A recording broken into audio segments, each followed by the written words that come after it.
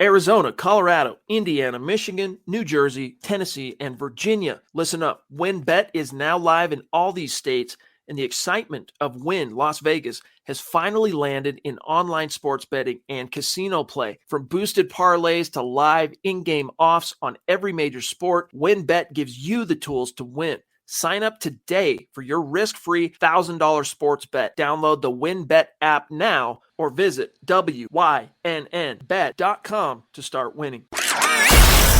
You're listening to the Huddle Up Podcast with Chad Jensen and Zack Kelberman. Join Broncos Country's deep divers at milehighhuddle.com and sound off. And now it's time to drop some knowledge.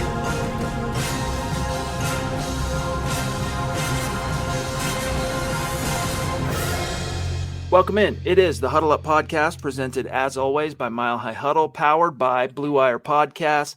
I'm your host, Chad Jensen. With me is my fellow football priest. You know him, you love him, Zack Kelberman. Zack, you know, it was for the first time that I can recall since the VJ debut season in 2017, the Broncos actually held a press conference to introduce the entire coordinator staff, right? We're talking Justin Outten on offense. We're talking Ejiro Evero on defense, and the very, I like him, Dwayne Stukes for special teams. And, you know, there were some really interesting things that we're going to go through here tonight. But, Zack, the coordinator for the offense, Justin Outten, here's what he said about Drew Lock. And shout out, by the way, to Darren McKee, D-Mac of 104.3 The Fan, who was the only one in the room that kind of had the either presence of mind, Zack, or the stones to bring up Drew Lock. And he wanted his opinion on Drew. And he said, quote, after he rambled on about a quarterback room in Atlanta, a quarterback room in Green Bay, then he said, quote, as far as Drew, he's got a powerful arm. He's done a really good job as far as using his legs and being an athlete. As far as that, I want to see how he fits in the system a little bit more once he gets the playbook under him, and then we'll go from there, close quote. So, Zack, on the surface, pretty innocuous, but is there anything more that you might take from that? He's saying the obvious. Same thing that Clint Kubiak said when he was first able to discuss Drew Lock after coming to the Broncos quarterbacks coach. He mentioned his arm, his athleticism, and his physical traits. It's never been about those things, though. But what else is he going to say? It's a good start for that relationship. But later on, Outten also talked and stressed the importance of taking care of the football and how key that is, avoiding turnovers. So there's a lot of overreaction whenever Lock is mentioned directly or indirectly, and it goes one way or the other. You know, pro Drew Lock fans always take it as super optimistic, as a sign that he's going to be able to get the starting job this season. Drew Lock haters take it as a sign like it's just coach speak and they're not referencing his mental issues, processing, avoiding turnovers, things like that, the real downfalls to his game. So it's a good start once again, but he has to prove it on the field, same as any other season, Chad. And if he gets that opportunity, it's still going to be an uphill battle. What I have taken so far, we heard from Clint Kubiak, his new position coach, Locks, and then now we've heard from Justin Outten. We haven't heard from the actual head coach and the guy that's going to be calling the plays, Nathaniel Hackett, on the subject. But what I take away from what we've heard so far, honestly, these guys are not planning on Drew Lock being their plan at quarterback. Everything they have said, now he might be their default, don't have really much more of an option plan. He's their contingency, I guess, for lack of a better term, but they have really, both Kubiak and Outten, very carefully chose their words, very carefully made sure that they complimented him on the things everyone can see. If you got two eyes, you can see Drew Lock's got a big arm and you can see that he's an athlete. All right, cool. So they took care of that. They checked those boxes so that no one could read into, say, they don't like him, but they were very, very careful, Zack, to not say anything that would hint at, imply at, could be interpreted in any way, shape, or form as Drew Lock being the plan at quarterback, or Drew Lock having a future in this scheme, or Drew Lock having a future with this coaching staff on this roster moving forward. Now, he's the only quarterback currently under contract, so that's kind of all they got right now, but very circumspect, very cagey, kind of choosing what they say with great care. You could have read this, and I like the intro pressers, but you could have pretty much read the script right off Patrick Smythe's MacBook, Chad. It was a bunch of talking points, a bunch of PR bullet points. I think they mentioned collaborative like 4 or 5 times. You can tell that George Payton and Patrick Smythe and the Broncos PR team wanted to craft a certain message. And like you said, they were very careful. They tiptoed around certain subjects. They avoided talking about Aaron because that would have been tampering since he's still under contract with a different team. So I had no qualms with these intro pressers, but you can tell it was very carefully manicured. Off the top, from the gut, from the heart, I'm not sure about that. I mean, it is what it is. And by the way, thank you, Dylan, for keeping everybody in the know to smash the like button. Hey, sometimes we run a little bit late on this podcast, but we always bring the thunder, and we never – I don't like using double negatives. I almost said we never don't show up. That would be terrible grammar. My grandmother would be furious. We always show up for you. All right, we might be a few minutes late, but we always show up for you. Jacob, you are rapidly becoming a legend in this community.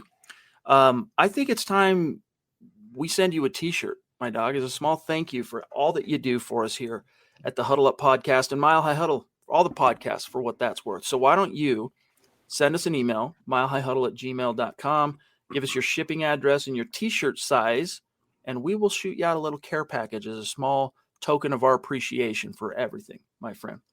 Colton Moore jumping in. Appreciate that super chat, Colton. He says, thank you for the retweet yesterday. Love you guys.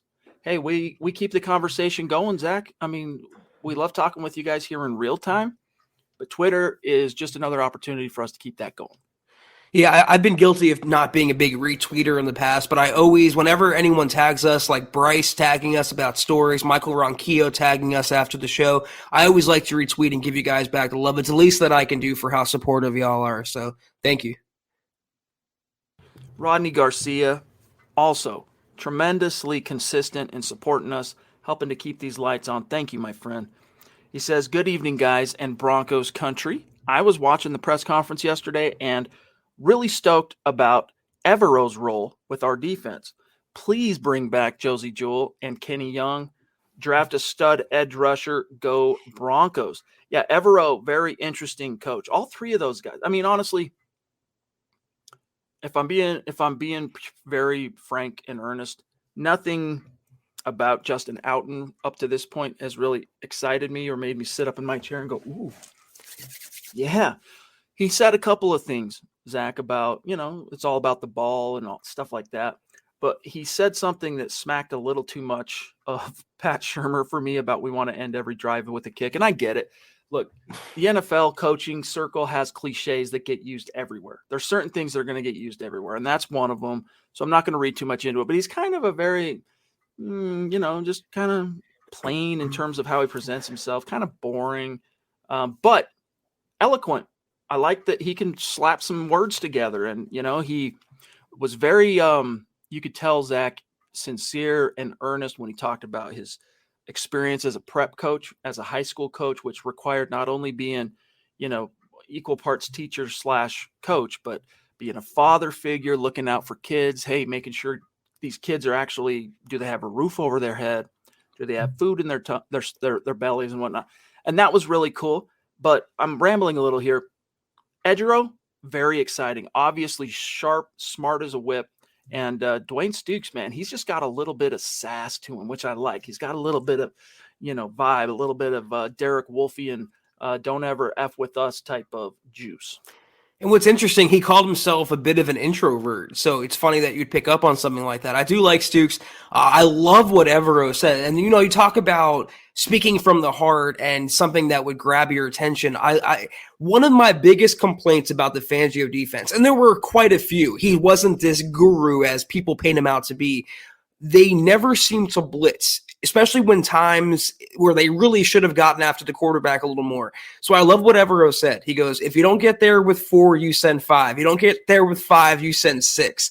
I love that mentality. It harkens right back to Wade Phillips, that we're going to come after you. We're going to play fast and aggressive. We're going to wreak havoc, and we're going to be the A word, Chad, active, like we've been talking about the last couple of weeks. I love that from Evero. I get the same vibe you do about Outten, though, and I'll fill in the blanks for you. Very Teddy Bridgewater-ish. He said he doesn't really watch TVs or movies or whatever, and even it was Nathaniel Hackett that helped transition Justin Outten away from the written word and into the electronic world with tablets and Excel and PDFs and stuff like that. That reminded me of when Pat Shurmur famously preached about using a pencil. And we all know that Pat Shurmur was very much a pencil-using coach. But at least he, Justin Allen wasn't preaching the importance of actually practicing for incompletions like Pat Shurmur did. So anything is a step up from the last regime. And I love what Nathaniel Hackett said in his brief remarks before he introduced his coordinators. He goes about Evero and Stooks. These guys just had to go win a Super Bowl. The excitement and energy he brings to the room is palpable, and I could not be happier with the new coaching staff. Shout out to Bigger and shout out to Todd Ostendorf. Appreciate you guys being with us. Kevin Vinn in the house as well with a very generous super chat. Thank you, my friend. Thank you. And good evening to you as well. Ren99, what's good? Been a minute. Long time super chat superstar here at Mile High Huddle. I've missed you, my dog. Where have you been? He says, I'm definitely excited to see what happens this offseason with the whole QB situation and the draft, and I can't wait till next season to see how things go. Well, it's really weird, man. We had Mike Kliss to open this week, Zach, kind of get people's hopes up by saying, you know what, something tells me we're going to get a decision from Aaron Rodgers this week. And then, of course, he had his appearance on the Pat McAfee show, his semi-regular appearance, I guess regular appearance. And everyone's like, ooh, is this where he's going to – no. And that was preceded, of course, by the news last week, Zach, the TMZ type news that he had called off the engagement or broken up with his what is her, Shailene? I always forget that woman's name. Anyway, yeah. And then all right, nothing happens. Oh, one other little breadcrumb on the trail here, Zach.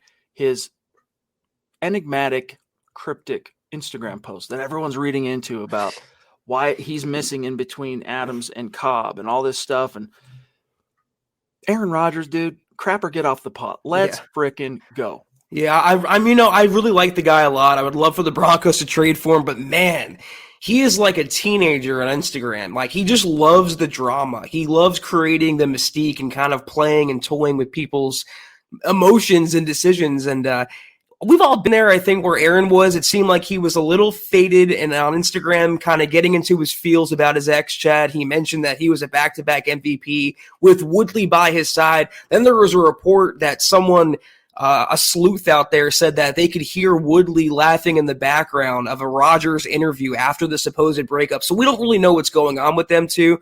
The Pat McAfee appearance was all hype and nothing on the delivery. He said, no decision yet in my future. I still think he's either retiring or staying in Green Bay, but that's just my opinion on that. But regardless, though, whoever they get at quarterback is going to be an upgrade on Teddy Bridgewater. The coaching staff more than likely will be a giant upgrade on the last coaching staff. And George Paton hit it out of the ballpark with his first draft, and I'm really, really excited what he can do wherever he goes with whatever draft picks he has this coming April in his second draft class. So optimism is high in Broncos country, and I feel like it's warranted. Big T, Travis Weber in the house. Thank you, buddy. He says, good evening, Chad, Zach, Broncos country. Of course, they will talk up Locke when at the moment, that's who we've got at QB1. What's all the noise about getting Denver to trade for Trey Lance? Doesn't make sense that San Fran would trade him when Jimmy G is out the door. Well, he's only out the door after this season. So Jimmy G has led, how many years has he been there now, Zach? 4? Was this his 4th season? I believe say? 4 too many, yeah. So 17, 18, 19, 20, 21. So Shanahan, 5 years in San Fran.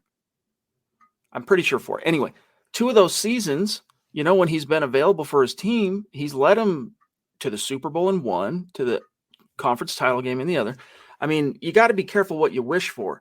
Now, look, this is not, we were just talking about Joe Montana and Steve Young in the green room before we went live here, Scott, myself, and Zach. And this is not that situation. If you're the San Francisco 49ers, like you've maybe the 2 in the bush was a little bit more interesting after you went out and won 4 Super Bowls with Joe Montana or whatever, because Steve Young was quite a little bit more proven of a commodity in terms of his stops, and he'd been with Bill Walsh, and he'd been in the Niners' bosom for so long that they were much more certain in terms of what they had in Steve Young, so they could say goodbye to Joe Montana, and they turned out to be right, and they go and win a Super Bowl with Mike Shanahan as their offensive coordinator and Gary Kubiak as the position coach, coaching the quarterbacks.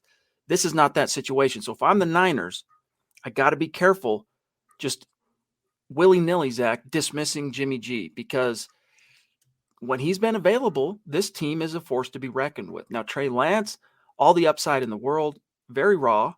I'd be a lot more interested in him coming to Denver, obviously, Zach, than Jimmy G, but I really don't think either one of those options right now, if I'm the Niners, is in my best interest. Like, I'm going to go ahead and run it back with Jimmy G one last time because I can, knowing that if he stays healthy, we're going to be in the conversation. Bushes and bosoms, Chad. This podcast is verging on sacrilege. I don't know why they would trade up for Trey Lance and take him in that spot only to trade him a year later after never giving him an opportunity to start. So he's going to be the starter one way or the other in San Francisco. I feel like that was always the plan, and Jimmy G literally choked away his firm grip on the starting job there. I read today, though, I think it was Schefter who reported it's not a lock that Jimmy G is dealt, even though I think he will be either cut or traded. Trey Lance is the future there. And I fancy myself quite the news hound. I haven't seen all this noise about Trey Lance and the Broncos. I think it's like a fan creation or a media like what if scenario, and I think it's based on Tom Brady unretiring and then going to San Francisco. I feel like that's a long shot too. So Trey Lance isn't coming to Denver. Jimmy G is a possibility on paper, but I don't want anything to do with him at all. I feel like I'd rather gamble on Drew Lock, save my money, save my draft picks, than take on Jimmy G and hope for the best with him. Shout out to Chase Wellner. Shout out to CJ Morris. Thank you for the stars, man. Appreciate that. You know, Tom Brady, it's crazy to think he's going to come back and then want to go play for the Niners, but there is one thing that might tie him there, and that's the fact that he grew up a massive Niners fan. In fact, he was in the stadium for the catch, for that Montana rollout right, the beginning of the dynasty that became the Walsh era, Montana era Niners. Tom Brady was actually in the stands for that phenomenal game in which they finally got over the hump and vanquished the Dallas Cowboys, who had been the Niners' nemesis in the NFC up to that point. Slide and glide, bros. Yeah. Real quick about that, if he would unretire, he would potentially become, and he would do the one thing, Chad, he's never done before, and one thing that no other player has done in league history, that is win a Super Bowl with 3 different teams. Because he only signed a 2-year in Tampa, right? They still control his rights, but I feel like if he wants out, they'll trade him and try to recoup some draft picks for him. I feel like they've already kind of mentally moved on from Tom Brady. That team is kind of breaking apart. So I just feel like he's a very driven and motivated person. I feel like he's a little more self-consumed than people make him out to be, or that he wants to believe in. That would be his motivation if he were to unretire. But apparently he's a movie producer now and an actor. He's making a movie about the 28-3 Super Bowl. I know. Cover your ears, Scott, down there.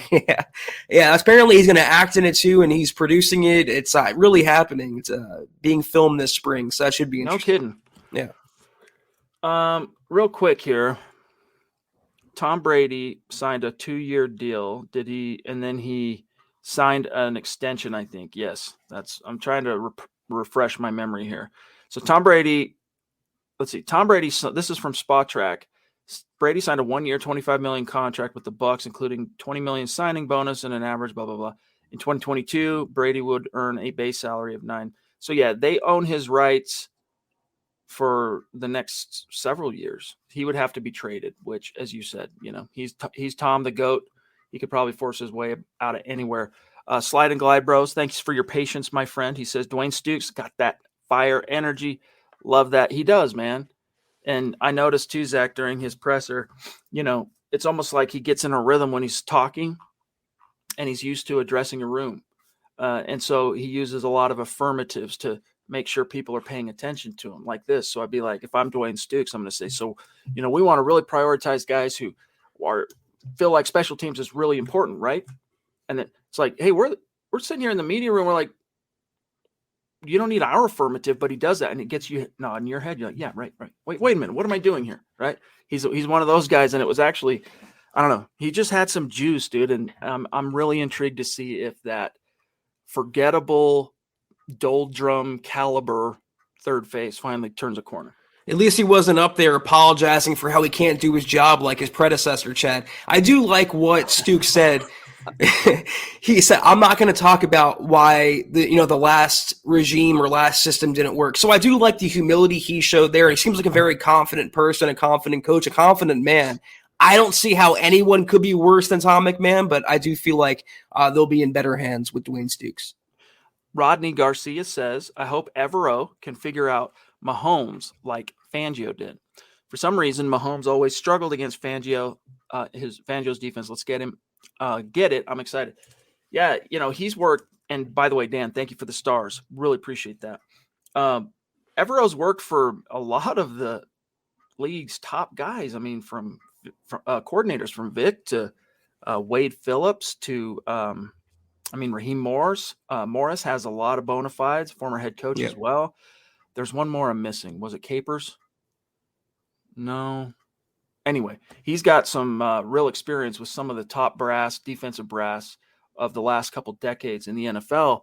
So, yeah, I mean, you would think you could take a look at scheme-wise, and thankfully, you got Justin Simmons there too, to sit down with Evero and be like, all right, when you guys game plan for the Chiefs, let's talk about some of the principles that Fangio was keen on, and let's figure out maybe how to weave some of that, because it wasn't obviously as effective as you think because the Chiefs won every game.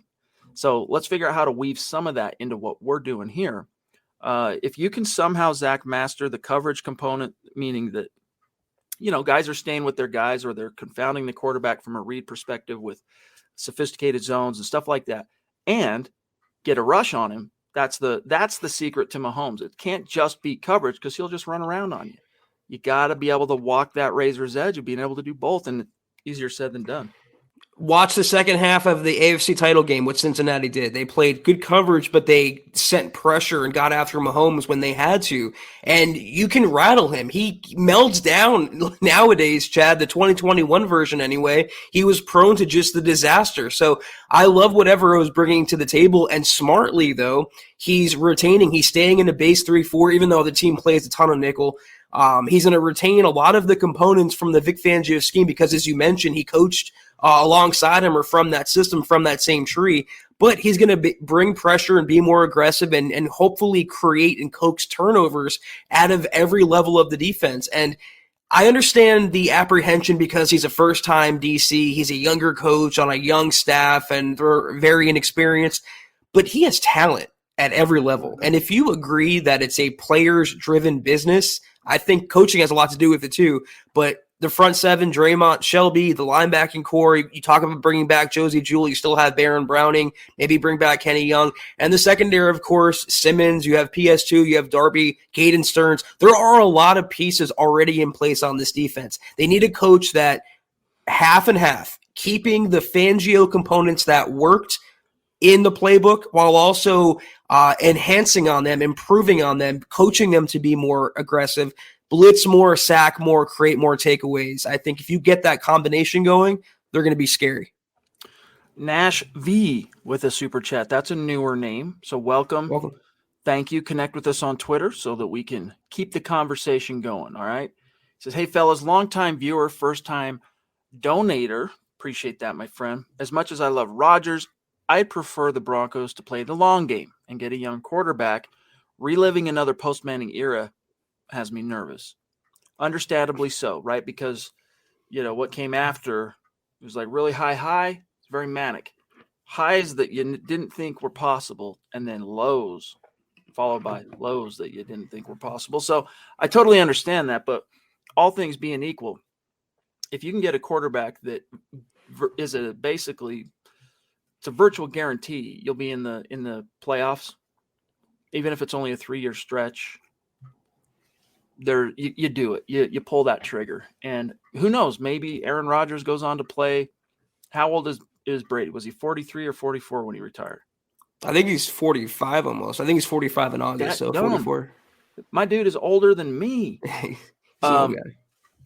So, who knows? You maybe err on the, or you at least hold out hope, Zach, that maybe Rodgers, who, as long as you keep that clavicle healthy, that's the thing you always got to worry about with A-Rod, is he's managed to actually be quite the Iron Man and stay healthy, and he's pretty savvy in terms of protecting himself and avoiding big collisions. But similar to that Drew Lock hit, guys, that injured him in week 2, the blindside hit from Bud Dupree in Pittsburgh, where he came down hard on his clavicle. Aaron's busted that so many times, a couple times anyway, fractured it, to where that's the only thing that worries me availability-wise. But if he's on your roster, Zach, you're going to the freaking playoffs. It's a matter of how long will he play. Yeah, shout out to Eli Wilkinson once again for blowing that blog. The thing is, reliving the any post-Peyton Manning year, I agree with you. No one wants to do that for another season. No one wants another Teddy or Case Keenum, Joe Flacco situation. But I feel like, and this is my opinion, that would only occur if it's a Garoppolo, Wentz, Cousins, Matt Ryan scenario. If you get Aaron Rodgers, you're better than you were in Peyton Manning's final year. Maybe the defense isn't as good, but the offense will be so much better because Aaron Rodgers is like 3 cuts above anything below him, any other quarterback I just mentioned. You get Russell Wilson or Aaron Rodgers, you're not just a playoff contender, you are a Super Bowl contender with the pieces they already have on this roster. We talked about the defense already. We all know about the offense. Aaron takes his team from 7 wins to 12 or 13 by his sheer presence alone. That's how good it would be. So it just comes down to the question of what's that worth? Or really, what does Green Bay price that at? And is that worth it to you for that, what Zach just laid out? Shout out over here to Dave up north of the 49th parallel. Good to have you in the room, my friend. Appreciate you being a part of this community. Really good to see you. Stick around. Keep contributing to the conversation, my friend. Rodney Garcia, I agree. Broncos country doesn't have time for that drama with Rodgers. What has he done? I get it. Back-to-back MVP, playoff appearances, but hasn't gotten to the Super Bowl since, 2010? I may be wrong. Just throwing my opinion out there. Stick with Locke and draft a Q for future development with Hackett. Well, I mean, it's like manna from heaven right now. For if you're the Broncos, I mean, even sniffing the playoffs would be a quantum leap forward for this team. So I don't want to dismiss Aaron Rodgers out of hand. Look, Peyton Manning for the longest time was known as the QB who was the Star Wars guy that couldn't win the big one. And then he finally won the big one. And then he ended up kind of crashing back down to earth in a very specific sense of not winning multiple titles, couldn't get back over the hump, and yet continued to just throw down, stack the statistics, stack the accolades, stack the Pro Bowls, MVPs. And he kind of became known as that, the same way you just kind of talked about A-Rod, is how most people thought about Peyton Manning circa 2012, maybe circa 2011, going into that season where no one really knew just how bad his neck was. And then he ended up missing that whole 2011 season for the Colts, his last year as a Colt. But he ended up obviously being reinvigorated, energized by what the Broncos were doing as an organization at the time, the collection of talent and coaches that were here. And Zach, even though a lot of those guys are gone, in fact, most of them are, there's something about this franchise. I mean, I'm trying to remember who it was. Was it Outten? It was Outten who really genuflected to the Denver Broncos yesterday by saying, what a dream come true to work for a team like the Broncos, one of the premier organizations in the NFL. It's true. The Broncos, they have juice. They have juice. And they have, we don't just say this because you're in our community. The Denver Bronco fan base is renowned. All right. As someone who also, I also published the Colts site for Sports Illustrated Fan Nation. And look, the Colts, small market team, just like the Broncos are considered a small market team. But Zach, the level of interest and fan passion and excitement in the Colts compared to the Broncos, you can't even compare it. Trust me. I mean, I see it in the social media interactions, the traffic, the people clicking on links, people caring about what's going on with their team in the middle of the offseason. Bronco fans are like geeked out about every living detail possible. Colts fans are like, wake me up when it's football season.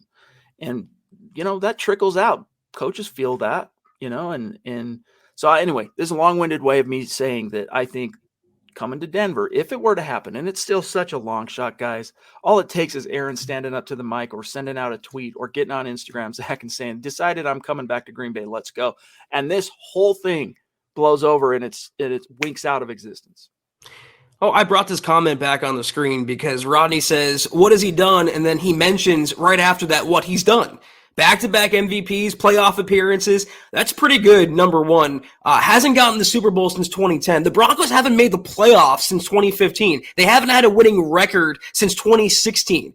I agree with you, Rodney. If you can't get Aaron, you can't get Russell Wilson, you can't get a quarterback of that caliber, then roll with Drew Lock or draft a young quarterback, take that route, try that route, commit to that route. But if you have a chance to get Aaron freaking Rodgers on this team, reuniting with two of his former coaches with the talent they have and the win now roster they have, despite what many believe, you got to take that chance. You have to swing for that fence. By the way, love you, Rodney.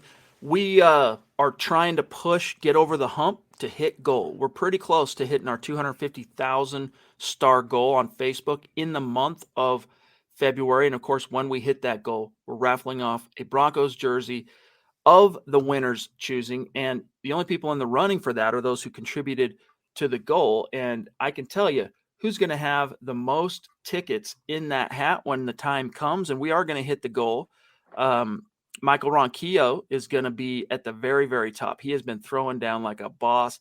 Jacob Foster is going to have a lot of tickets. Mark Schrader, Tim Hoffman, Travis Tarbox, a.k.a. T Twice, Rodney Garcia. Maybe I'll call you Rodney RG. I don't know. Pete Middleton, Lawrence Rivera, Miguel Santisteban, Andrew Baker round out the top 10. So keep it coming. We're going to hit the goal. Michael's saying we hit the goal. Did we hit the goal already, Scott? It's not showing on Facebook on my side. I'm pretty confident we'll hit it tonight either way. So much love, Michael. And you've been a big impetus for that, my friend. Really appreciate that. Ron Galiccio, thank you for that super sticker. Very, very kind of you. Appreciate that support, my friend. Very cute picture. That must be your boy. Mike Reno says, and it's great to see you, my friend. Hello, Chad and Zach. Great pod. Thank you. I think the coach speak about Locke is more so about getting the fans ready for not having Rodgers on the team in 22. What do y'all think? Well, here's the thing. They really haven't said anything about Drew Lock unless they've been like strong-armed to say it, like put on the spot. And when they have been put on the spot and there's no escape, it's what do you say? What do you say? He's got a big arm and he's an athlete. We'll see how it goes. We'll see how. That's all they can do right now because they have these irons in the fire. The whole offseason plan of attack, Zach, is in limbo until the first domino, which is Aaron Rodgers for this team, for the Broncos, falls. Either way, if Aaron says, I'm out, I'm retiring, domino falls, and that creates a cascade towards multiple potential eventualities. If he says, hey, I'm coming back, Green Bay, let's go, same thing, dominoes start falling. If he says, I'm coming back, but miss me on being a Packer anymore, hey, trade me to Denver. Now you got something really interesting that could be happening in Denver. But if he doesn't come to Denver, Zach, you're still going to have to figure out how to fry these fish. You're still going to have to figure out how to get out there under this exciting, young / inexperienced coaching staff and get the job done. And so they're going to have to figure out what they're going to do at quarterback. We'll see. Well, I'm going to sound like a Colts fan right now. Wake me up when any one of these guys talks about Drew Lock's mental processing, for example, or his decision-making. That would grab my attention, not just giving the same talking points, the obvious ones about Drew that were never contested, his arm strength and his athleticism. But I don't think anyone from Hackett to Outten to George Paton have a defeatist attitude. And by sending that sort of message that says, we're not getting Aaron, there's no way he's going to come play for us, they're going to keep hope alive and kind of toe that line and play both sides until they can't anymore. And Aaron hasn't even decided, or at least made that announcement public. The Packers don't know what Rodgers is going to do, and the Broncos are held hostage by that same virtue. So I don't think they've decided anything. I think they've acknowledged, though, that in a worst-case scenario, quote-unquote worst case, Drew Lock would be the fallback plan. And that's not, again, a bad fallback to have. I mean, we're just at this stage. We have no choice but to kind of read between the lines. George Paton made the Drew Lock thing a part of the interviews. We know that. Hey, what's your take on Drew? A. B, what would your plan be to get the most out of him? But of course he's going to say that. He's the only I'm going to be the skeptic here, the devil's advocate. Of course he's going to say that. He's the only quarterback they have under contract. That doesn't, on its face or by itself, imply any kind of plan that George Paton might have for Drew Lock. And I'm more inclined to kind of lean toward that side of things than, oh, we need to know what your thought is on Drew because he's our guy. It's definitely not that. But they're still, I think, Paton maintaining an open posture in terms of if and when we get Drew Lock teamed up with these coaches, and if and when we do have to turn to him, we need him to be better. We need him to, what can we do to make him the guy we wanted him to be in the first place when the Broncos drafted him in the second round? That's all this is at this point, but we're going to cover it. That's what we do here, not only on these podcasts, but in the articles we write. We're going to cover every angle, especially, Zach, as it applies to the quarterback position. Yeah, of course. I mean, I think you laid it out pretty good. And I think Peyton's doing a nice job, and the coaches are, as quickly as they've come in as well, of walking that line, of keeping open the possibility of getting Aaron Rodgers or another high-profile quarterback while, saying the right things, the obvious things, but the right things about Drew Lock and keeping him in their back pocket. So it's a tough line to walk, but I think they're walking it pretty well right now. Rodney says, can we change Deontay Spencer as punt returner? Who would you guys want back there? Anyone else? Yeah, it's time to turn that. It really is time to turn that page. He was kind of avatar, Zach, of Tom McMahon. And I think Vic had for whatever reason, a soft spot for Deontay Spencer, but they might bring him in and let him compete and see what's what. Let these coaches kind of, Stukes and his boys figure out what's what on him. But he was here for 3 years. He had one kick return for a touchdown and just a lot of kind of inconsistency. There was never really a consistent threat or spark on a punt return or a kick return. So in other words, guys, aside from, for the most part, being trustworthy to field the punt, I mean, he wasn't like, the kid, Isaiah McKenzie, fumbling left and right, but he had a couple of faux pas. Aside from securing the catch, he didn't really bring anything to the table for this team that they couldn't replace. It's replacement level returner ability, and it's not an easy job. It's might look easy when you see all the moving parts. It might look easier than it is when you factor in 22 guys on the field at the same time, and they're all doing different things and flying around and trying to kill each other. But catching a ball, Zach, that goes way, way, way up, and then you got people barreling down on you, and the pressure of that, like, it's pretty intense. It takes a certain kind of cat to be able to do that with consistency, and then to be able to kind of shrug that off like, all right, that's done. Let me take this to the house and be Devin Hester. It's a rare breed that can be able to do that, but they got to find someone that gets them a little bit closer to the Hester model than the Spencer model. You hit on two guys that I'm going to bring up specifically because a lot of fans and obviously the coaching staff made Deontay Spencer out to be like he was Devin Hester or Dante Hall when he was the furthest thing from that. I'd be more willing and prone to throw some money at Isaiah McKenzie, who we talked about a couple pods ago. I think he's going to be a free agent. I don't know if he'll come back to Denver, but he's explosive. He's turned out to be a really useful weapon in the NFL. At least he was with Buffalo.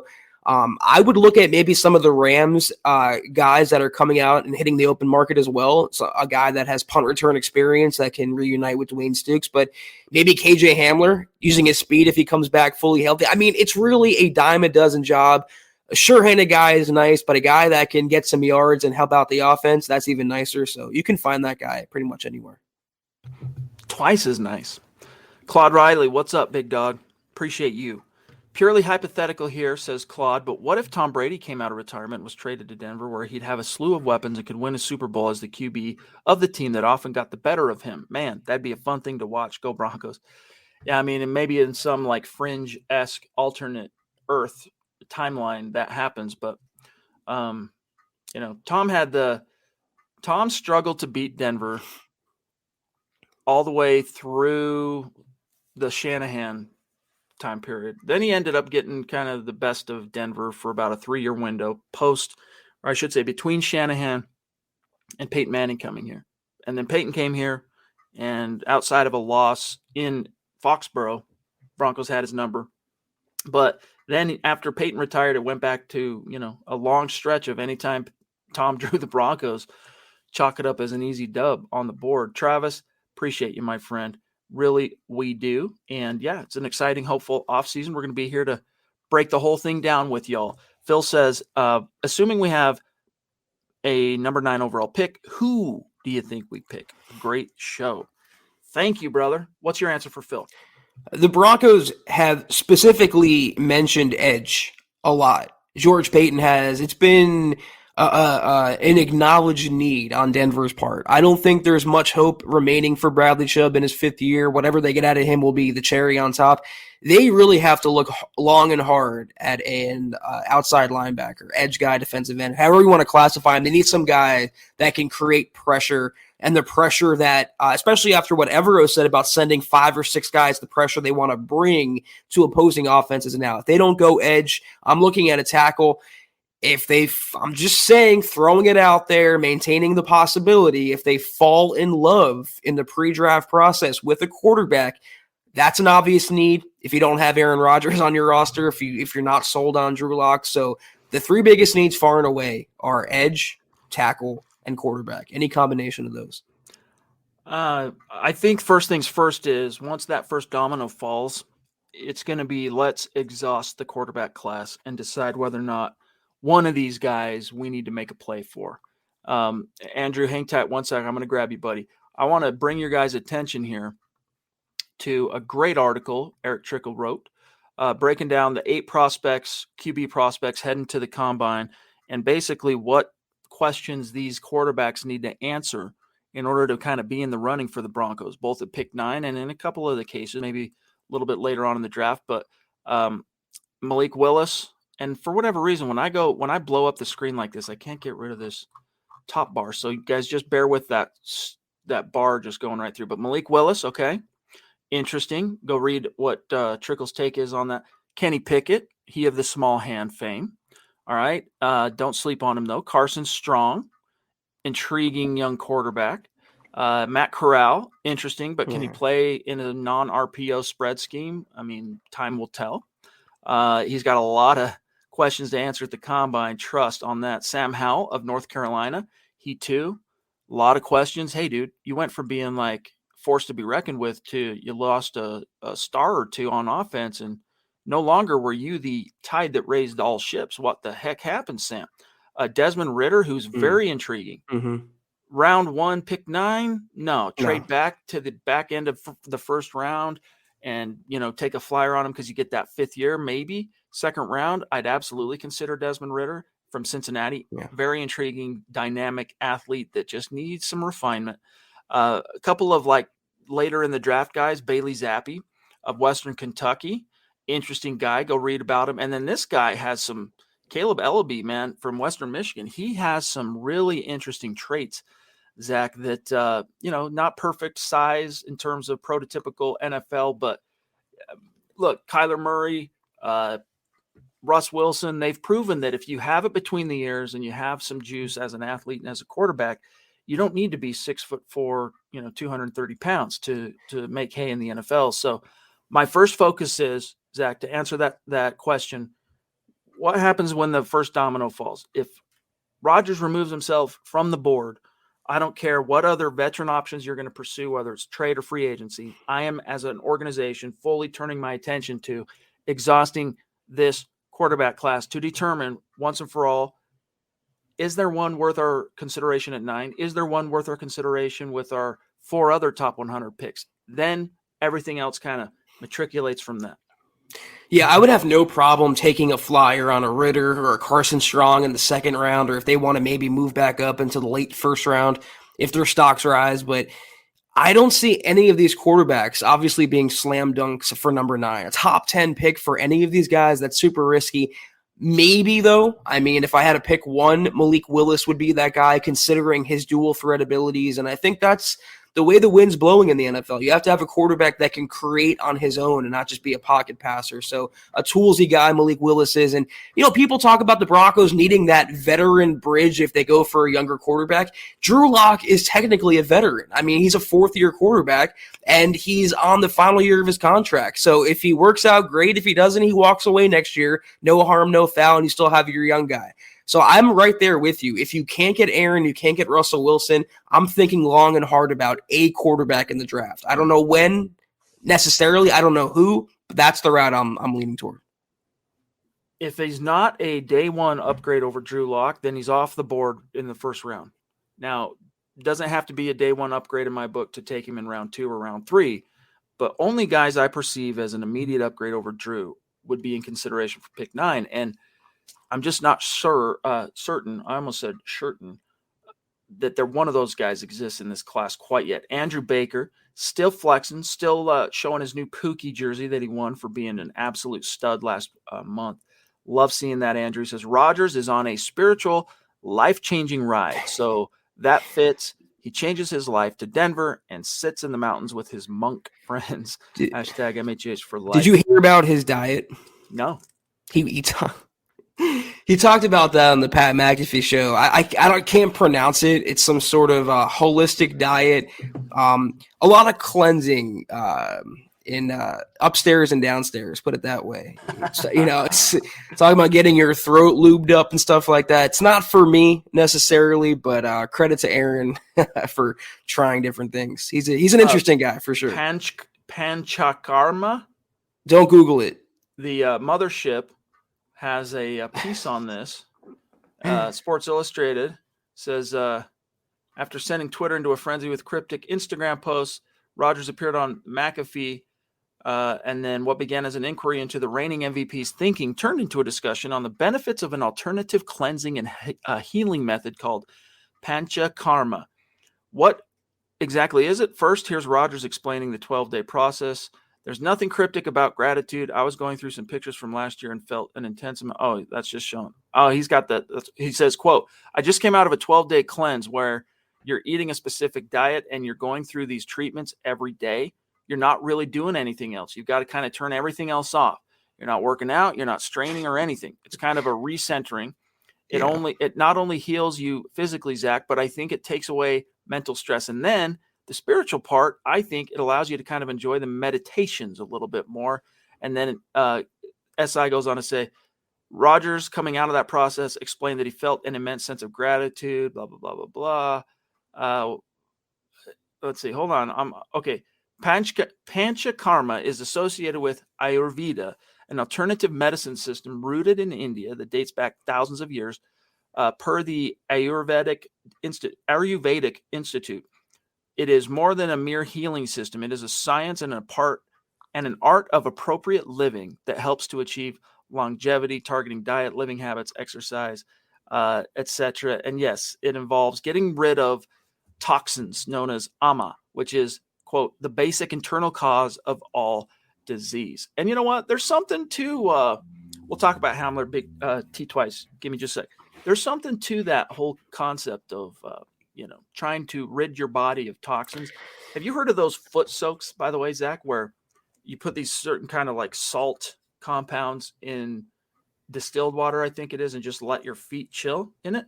And it just, my grandparents did it. God rest their souls. They're not with us anymore. But in the years before they left the earth, they did it. And my grandmother told me that it's equal parts disgusting and fascinating because you pull your feet out after however long, I don't even know how long you keep your feet in this thing, and the water is black from all the crap that this compound pulls out of your system. And there's something about, with the karma and the chakras and everything, the feet and the nerve endings in the feet and how that applies to the way the human body functions or whatever. Something about that. It's interesting, but it's also very complicated and kind of left field, kind of like new agey, even though it's thousands of years old as a school of thought. It's better than putting your feet in that little tank and letting the fish nibble on your skin or whatever. That's a no-go for me for sure. And, you mentioned that you can't work out, you can't do anything on this panchakarma diet, whatever, because you can if you're on the toilet constantly. So I give Aaron a ton of credit. I really do. It's not for me, but to each their own. If he wanted to get over the hump and lead the Packers to another Super Bowl, he'd be at least having some dumbbells while he's on the John, right? I mean, he'd at least be going, chilling. All right. Potty humor in the dust. We're done with that. T Twice says, I'm just curious, any word on KJ Hamler's recovery? No word. So that's good, actually. I mean, you hope it's just a matter of course that he bounces back and is good to go. Jacob throwing down some big boy stars. Thank you so much, bro. Don't forget to send us that email. Want to get you a t-shirt. Claude, you're the man. Appreciate you, my friend. Go Broncos. Indeed. And then we got John Clay eventing. We're at 50 minutes. We got to start winding her down here. Thank you, John. It's great to see you. Appreciate that generosity. John says, evening, gents. I think the Green Bay GM news conference today was really telling. It seemed that Gutekunst was floating the idea that we're doing our best in an effort to prepare the fan base that Rodgers might leave. I don't know exactly how they're preparing the fan base, like what that even means. But they're certainly doing everything, pulling out every stop they can to keep him from leaving. I mean, from the purported $45 million a year contract that might be offered to him to, hiring his former quarterbacks coach, Tom Clements, who they won a Super Bowl together. They're trying to keep him in Green Bay. We'll see. We diagnose every word, every presser of the Broncos. I'm not going to start to do that for the Packers as well. Based on what I saw on Twitter, though, it seemed like Gutekunst is trying to take a little more of a hardline stance against Aaron or for the team. He mentioned that hypothetically anything can happen with Devontae Adams, and if you subscribe to the theory that if they franchise tag or re-sign Devontae, then Aaron coming back as a lock, well, that doesn't send the right message in that respect, but it's a lot of PR, a lot of leverage that Gutekunst is trying to maintain, considering that Aaron has dominated the storylines the last couple weeks. Not only that, but sorry, Brian Gutekunst, you made your bed. Now you're having to lie in it. You're the one that opted to draft Jordan Love in the first round instead of getting Aaron Rodgers while you're still in a window of contention. Help. So, bummer. He also got bent over a barrel last year because Aaron dictates the terms. He gets to pick whether, if he's playing for Green Bay, if he's playing for another team, he's holding them hostage, and Gutekunst allowed it to happen. So, womp womp. Andrew Baker says, if no Rodgers, then hashtag let him hate. Most say we know what Drew is, but I don't care. I want to see more of Locke before a mediocre retread. I would too. I mean, instead of going out and whether it's Jameis or Ryan Fitzpatrick or a guy like that, I'd rather see Locke.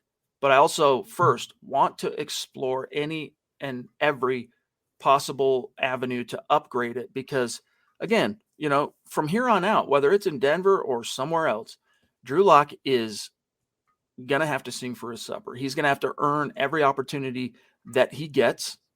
And so, hey, he had his window, Zach, of being all right, you showed us enough as a rookie. You got us excited. We're going to go ahead and go all in on you, Drew. No real contest this year, except maybe Jeff Driscoll and Brett Rippon. And then we'll throw in Blake Bortles, who we're never even going to dress in a game later on. But, you're the man. And he couldn't quite make hay. Now, did he have a lot of things going against him that year? Unfortunately, yes. It's bummer that his one shot to be the guy, unfettered shot to be the guy came in the pandemic season under a brand new offensive coordinator. But that's the hand he got dealt, and he just unfortunately wasn't able to make the most of it. So now he gets to sing for his supper. So whoever they bring in, whether it's a free agent, rookie, if Drew Lock's going to play, it's going to be because he was better than them. He out-earned them. What's the single-season NFL record for interceptions thrown? Because if they sign Ryan Fitzpatrick and pair him with Drew Lock, they would shatter that mark more than likely. So it's Drew and a young guy, or it's a no-doubt better veteran. And the no-doubt better veteran, I mean, really, realistically, it's either Aaron or Russell Wilson. You mentioned that in 2020, his only unfettered shot, which is absolutely true. Last year wasn't, in 2019 wasn't, so by default it was 2020. But that new offensive coordinator, amid the pandemic, amid all the other lack of practices, lack of reps, that OC was Pat Shurmur. I can't underscore that enough. It's not like an innovator was coming in like the next Sean McVay or even Nathaniel Hackett with the creative, forward-thinking approach that matches Locke's strengths. And coming off of the Rich Scangarello brief era, that seemed to click with Drew Lock. So a lot of things worked against him that year, and he didn't make the most of it. He didn't stamp his name down as a franchise quarterback, but that was his only shot. If he gets it again under this coaching staff, I feel like personally he would make the most of it. Again, and my grandma, my Nana, would chide me for using double negatives, but Drew Lock got his shot, and he didn't leave no doubt. You got to leave no doubt, and he unfortunately couldn't do that. Mike Reno says, I'm going to go out on a limb here and say Locke will flourish under this coaching staff if he is the starter, because the coaches are going to harness our skilled players' strength to take pressure off the QB. Hey, man, that's the hope, right? And again, as I've said on this show multiple times now since the hire was made, if Nathaniel Hackett and Justin Outten and I almost confused him with Clint Kubiak are the coaches that you're telling everybody they are, then yeah, you should be optimistic that if and when the Broncos turn to Locke, he'll flourish. I'm optimistic on that front, but none of us have a crystal ball. And the good thing is this time, though, I mean, if you're not the biggest Drew Lock proponent, if he does fall on his face, it's because he's not good enough, and we know that definitively because the coaching staff, you just laid it out. Getting Hackett, getting Outten, and getting Clint Kubiak, the Vikings' former OC as quarterbacks coach, is a major coup and a major feather in George Payton's and Nathaniel Hackett's cap. If Drew Lock can't cut it with this weaponry he has in his fourth season, in a contract year, new coaching staff, then he's just not good enough. Point blank, period. Joshua Mize throwing down some stars. Appreciate that, my friend. Thank you. We'll circle and see if we maybe hit goal at the end of the show here tonight for the month of February. Teresa says on Facebook, I've seen a lot about different quarterbacks available. Is there any way we could pry away Kyler Murray? Same type of ammo for Rodgers, but a younger option. Murray versus Mahomes twice a year seems awesome. Yeah, it's hard to say what to make of that situation exactly. For those of you wondering what Teresa is talking about, last week, or was it the week before, Kyler Murray, it was right after the Super Bowl. So he scrubbed any and all mention of the Cardinals off all of his social media, and then provided a couple of statements in the aftermath of that. The Cardinals had to make a statement. Long story short, he wants to get paid now. He doesn't want to wait till this time next year. But they optioned his fifth year, and they want him to play on his fifth year. He doesn't want to. He wants to get an extension now. Is it 3 straight Pro Bowls, Zach? Wins Offensive Rookie of the Year, and then 3 straight Pro Bowls, leads the Cardinals to the playoffs. Something like that anyway. He wants to get paid. I don't blame him. I'd want to get paid too. But the Cardinals, after all they went through, post Kurt Warner, after drafting Josh Rosen in the first round the year prior, and then drafting Kyler at number 1 overall the next year, they understand, does Steve Keim, the GM there, Zach, the one in the hand worth 2 in the bush philosophy. So I think it's pretty safe to say that they're going to do anything and everything they can to keep him happy. So he's probably going to get paid. And I don't think he's a genuine option for this team. Probably Russell Wilson's more of an option for this team than Kyler, but we'll see. If Arizona wants to pay him $45 a year, that's Arizona's prerogative. I wouldn't do it if I was them. He can't win the big game. I don't care about Pro Bowls. He melts down later in the season. He had an awful playoff showing, and there's the concerns that he's a finger pointer, he's immature, he's sort of a cancer for that offense in that locker room. And if you've watched sideline videos, I mean, he's very self-absorbed and very about Kyler Murray. I wouldn't trade the farm for that guy. I wouldn't set records contract-wise for that guy. Aaron and Russell Wilson are both head and shoulders above Kyler Murray as far as I'm concerned. So my bad. For what it's worth, Kyler, Rookie of the Year in 2019, 2-time Pro Bowler, so these last 2 years Pro Bowler. All right. Jeremy, and then we got to go. He says, so, gents, here's a question. With how deep this draft class is in terms of interior D-line, offensive tackle, interior O-line, and corner, do you think we should be super aggressive with trades with teams so that we get the best players? No, I think it's the other way around. I think you should completely capitalize on any and all interest in your picks and your positions to trade back and stockpile because it's so deep at multiple positions and several that you didn't even mention, including edge, off ball, trade back, stockpile picks. And that's a philosophy we know George Payton embraces. In fact, he talked about that in his first press conference, even though, if I'm not mistaken, Zach, the Broncos did not trade one time, if I remember right, in last year's draft. I think it just takes the right opportunity relative to, hey, a guy that we really love is coming up. We're in position to get him, and the phone rings, and it's the Texans, and they're like, hey, we'll give you an extra 5th round pick if you swap us here, but that takes you out of the chance to get Quinn Miners. So multiple situations like that happened, and he said no, but this is a good draft to start saying yes. Yeah, that's the point I was going to make, is it was a pretty quiet first draft for George Payton. I feel like the second draft is going to be a lot more wild, a lot more active. I can see Payton maybe moving back from 9 into the teens and picking up another 2nd or 3rd round pick. Don't forget, they have 5 selections in the top 96 of the draft. That's a lot of capital, a lot of ammo. So if they move back, let's say they get, I don't know, Nakobe Dean at 15 or whatever, they might want to move back up into the 1st round or earlier in the 2nd round for a quarterback, let's say, or a tackle. They have a lot of compensation they can play around with and make things happen. I feel like you're going to see Trader George come out to play next month. Yes, indeed, Phil. Oh, sorry. Finish your thought. No, I thought it was March already because I'm stupid, but April. Phil says, I'm going to trust Payton and his new staff to give us a playoff team. Hey, that's all you can do right now, my friend. Chris and Zuko, and then we got to go. Appreciate you, my friend, up in Canada. By the way, I'm looking at it now. Shows that your jersey estimated arrival March 7th. It's on the road. It has been shipped, so it could get there sooner. But being that you are indeed north of the 49th parallel, I don't know what to expect on that front. If it just takes a little bit longer to get up to you, but it should be. You'll be seeing it soon, my friend.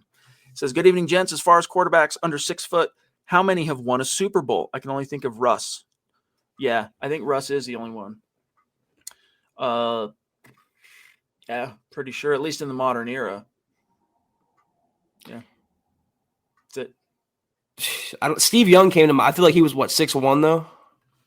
He was 6'3", damn. I'll tell you right now. He doesn't seem like he was, though. I feel like he was, 6'1" or 6 foot, but that's crazy. Yeah, he was 6'2", according to Wiki. Whatever. I don't know why I envision him smaller. Maybe it's the way he played. But, guys, we got to dip on out. Much love and respect. Appreciate you guys. Zach, if you want to do the rundown, I'll pull up Facebook. Yes, sir. That was the Huddle Up Pod. Thank you all for tuning in with us tonight. We're back on tomorrow night, same time, same place. In the meantime, though, follow us on Twitter at Huddle Up Pod. You can follow the main account on Twitter at Mile High Huddle. You can follow Chad on Twitter at Chad and Jensen. You can follow myself at Kelberman NFL. Follow Scott on Twitter at Scout Kennedy. If you want a hoodie like I'm wearing, a hat like Chad's wearing, go to huddleuppod.com and get yourself a piece of our merch right there. It's our little pop-up store for your shopping pleasure, huddleuppod.com. Don't forget to go to facebook.com/milehighhuddle. Hit that big blue button, become a supporter. 3 VIP shows at your fingertips. Kelberman's Corner, Broncos Book Club, and Trickles on each and every week. And facebook.com/milehighhuddlepod. Like that page and follow that page. Guys, please, if you haven't, go to Apple Podcasts and leave your football priest a 5-star review for a chance to win maybe a hoodie, maybe a hat, maybe a coffee cup, etc. each and every month. But if you can't do those things, do these 3 things, please, guys. Subscribe, like, and share this video and every video you see on the MHH channel. Helps us grow and reach more Broncos fans just like you. Indeed. Scott reminding us of one other quarterback that might be around that conversation. Drew Brees won a Super Bowl, and he was listed officially as 6 foot. But if you've ever looked that dude in the eye, I'm right at 6 foot myself. And, doesn't quite seem like he reaches that, but who knows? Who cares? Shout out to these great supporters on Facebook: Jacob Foster, Phil McLaughlin, Rod Garcia, Joshua Mize, CJ Morris, Andrew Baker, Mike Reno, Michael Ronquillo, Claude Riley, T Twice, Chase Wellner, Big T, Dan Briscoe, and then our Super Chat superstars. Love you. From Colton Moore, Kevin Vinn, Ren99, Slide and Glide Bros, Nash V, Ron Galicchio, John Clay Eventing, and Chris and Zuko. And guys, good news on Facebook.